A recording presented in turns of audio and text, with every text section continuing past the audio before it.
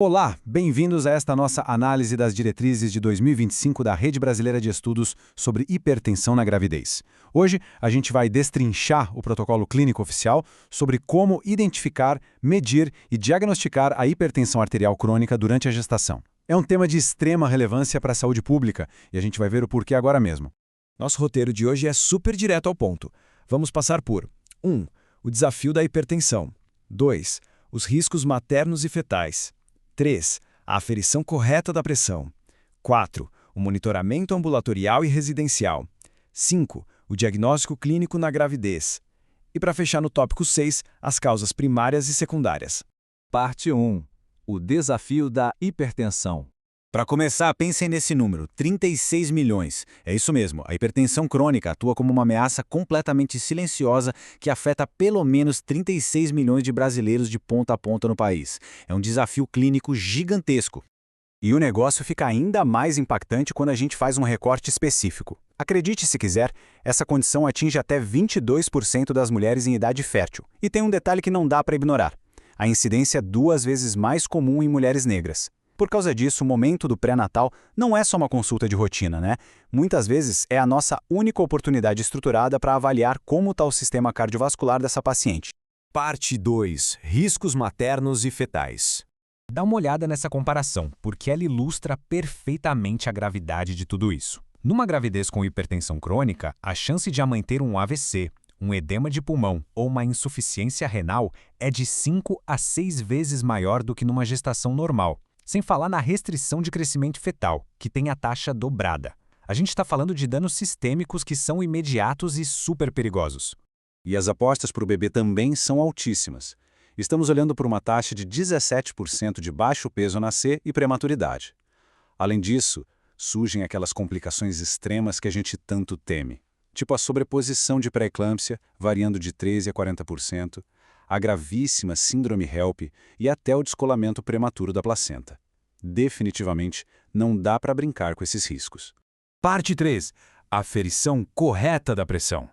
E é justamente para bater de frente com esses riscos que o protocolo exige um passo a passo milimetricamente exato lá no consultório. Esse checklist visual aqui é obrigatório, são 5 minutinhos de repouso absoluto, num ambiente silencioso, com a paciente sentada, pernas descruzadas e de preferência com a bexiga vazia. O braço precisa ficar apoiado na altura do coração e olha, o tamanho do manguito tem que ser exato, baseado na circunferência do braço.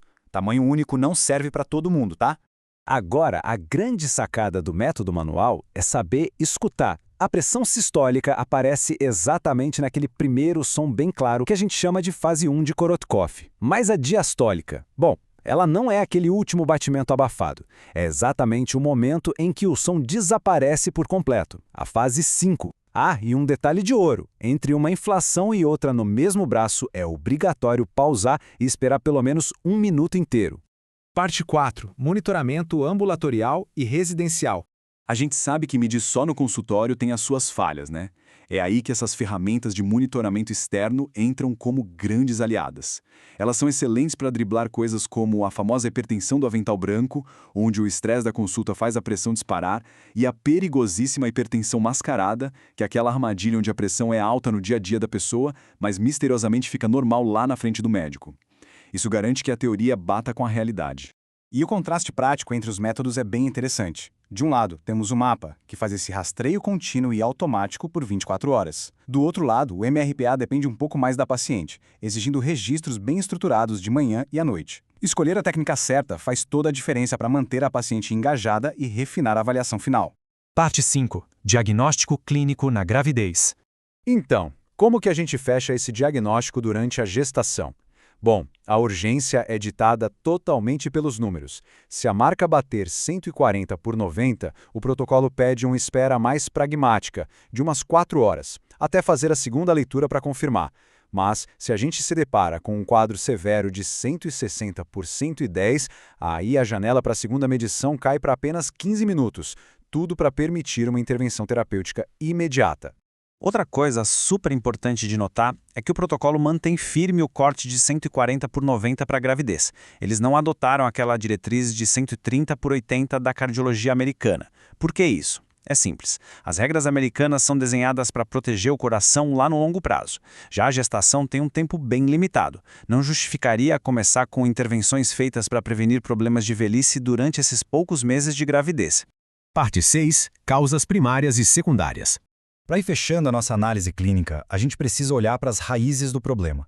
Cerca de 90% de todos os casos vão cair naquela categoria de hipertensão primária ou essencial, sem uma causa super óbvia. Mas focar nesses 10% de causas secundárias vale ouro. Identificar isso tem o poder de evitar tratamentos genéricos que não dão resultado e focar direto na origem real da doença. É por isso que as equipes clínicas precisam ficar com o radar sempre ligado para essas anomalias. A gente está falando de coisas como problemas na tireoide, estenose da artéria renal, feocromocitoma e até apneia do sono. Essa investigação é absolutamente indispensável, principalmente se a paciente tiver menos de 30 anos, nenhuma escória familiar e apresentar uma hipertensão resistente. Evita muito sofrimento e medicação desnecessária. Em face de todo o peso que essa doença traz para a mãe e para o feto, a gente encerra com uma provocação. Se o pré-natal é muitas vezes a primeira e única oportunidade de pegar esse assassino silencioso no pulo, será que o simples ato de medir a pressão no braço está recebendo a atenção cirúrgica e rigorosa que ele realmente exige? Fica aí essa reflexão para a gente nunca baixar a guarda. Muito obrigado por acompanhar essa análise e até a próxima.